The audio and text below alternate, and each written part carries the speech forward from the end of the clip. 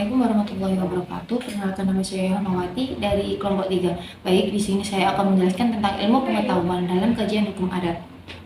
Setiap ilmu mempunyai suatu objek tertentu, sebagaimana diungkap oleh Purnadi Purbacaraka bahwa pengetahuan adalah acquaintance with facts.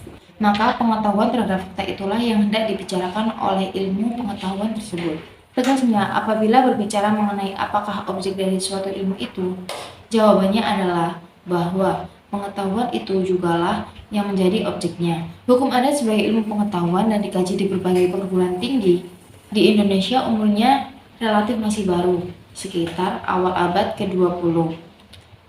Dengan hukum adat menjadi ilmu pengetahuan karena ia mempunyai sistem, teori, dan metode sendiri.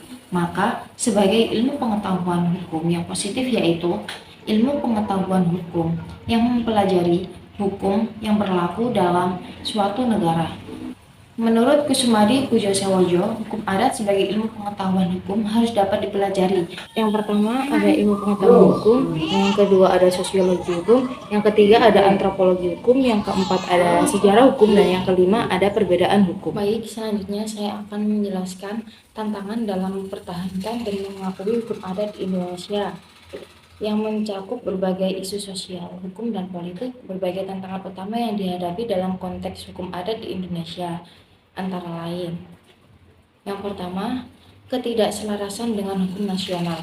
Hukum adat seringkali tidak selaras dengan hukum nasional Indonesia. Ini dapat menciptakan konflik ketika hukum adat bertentangan dengan hukum nasional, terutama dalam hal kepemilikan tanah dan sumber daya alam. Yang kedua, ada konflik sumber daya alam.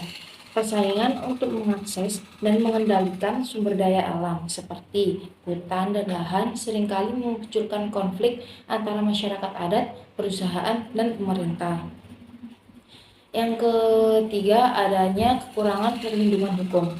Meskipun ada upaya untuk melindungi hak-hak masyarakat adat, implementasi hukum masih sering terkendala oleh kendala birokrasi, minimnya sumber daya, dan kekurangan kesadaran hukum di tingkat lokal.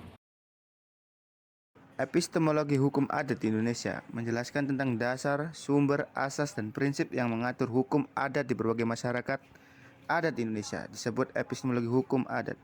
Istilah hukum adat sebenarnya berasal dari bahasa Arab dan adah, jamaknya ahkam, yang artinya suruhan atau ketentuan. Epistemologi hukum adat mencakup pemahaman tentang cara masyarakat adat melihat, menerapkan, dan memberikan hukum mereka kepada generasi berikutnya. Yang pertama ada sumber hukum adat, yang kedua ada pluralisme hukum, yang ketiga ada oral tradition, yang keempat ada interaksi dengan hukum modern, dan yang terakhir ada perubahan sosial. Saya akan meneruskan materi yang telah disampaikan oleh teman saya. Saya akan membacakan materi mengenai pendekatan dalam kajian hukum adat dalam menyelesaikan konflik masyarakat pada daerah otonom. Bagi masyarakat daerah yang masih berpegang pada aturan-aturan adat, menyelesaikan konflik dengan menggunakan hukum adat diselesaikan secara musyawarah dan mufakat melalui lembaga adat. Hal ini disebabkan karena hukum adat merupakan kesepakatan bersama dari masyarakat setempat untuk mempertimbangkan kepentingan-kepentingan masyarakat, individu, maupun pihak yang bertikai. Dan yang dimaksud dengan daerah otonom adalah kesatuan masyarakat yang mempunyai batas daerah tertentu, berwenang mengatur dan mengurus kepentingan masyarakat setempat menurut prakasa sendiri berdasarkan aspirasi masyarakat dalam Ikatan Negara Kesatuan Republik Indonesia.